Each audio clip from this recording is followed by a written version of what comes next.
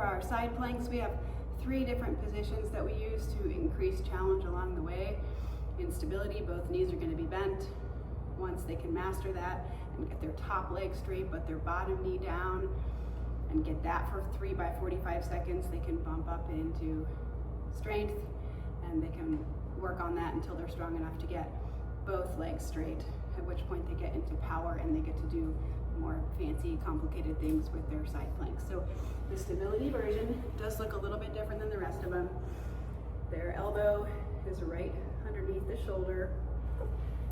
Knees are bent and they're kind of in front of the body.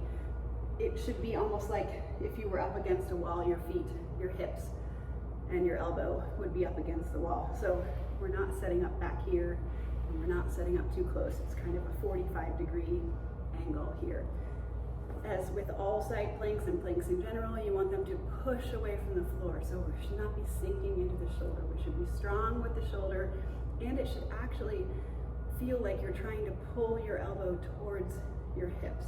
And you don't want to go too far over your shoulder, over your elbow, but you do want this lat muscle under here to feel like it's stabilizing you. And if you push the elbow down, you should start to get that.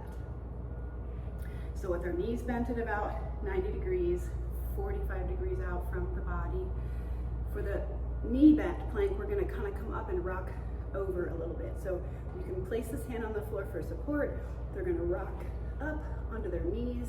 They do need to let go of that hand, but from the top it's kind of a C shape here. So they're a little bit leaning forward, not too far, but maybe 30 to 45 degrees here, pressing up away from the elbow, and then working on their breathing.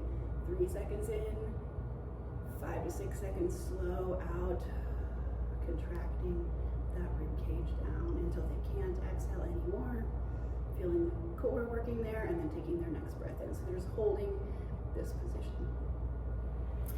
And then the next variation is going to be more of a straight side plank. So this bottom knee can stay bent, but everything is in line with the body. It's not in front of you anymore. So nice and straight line. When you look at them from the top, you should see shoulder, hip, knee, ankle, all in one straight line. Bottom knee stays bent. That leg is about 45 degrees. They're going to lift themselves up. This time the chest is nice and open and parallel to the wall in front of them. Again, there's that straight line down the body. They don't need to be up too high.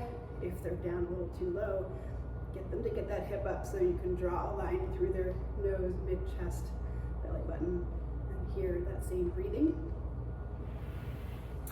The last variation, both legs are straight. We like the top leg to be in front, and we like the sides of the feet to be on the floor. So make sure that they're not stacking them and they're not, I don't know, sort of weird on their feet, but the full side, inside and outside of each foot should be on the floor. They'll press up into their plank position, and then again, that nice straight line down the middle of the body and down the top of the body while they breathe.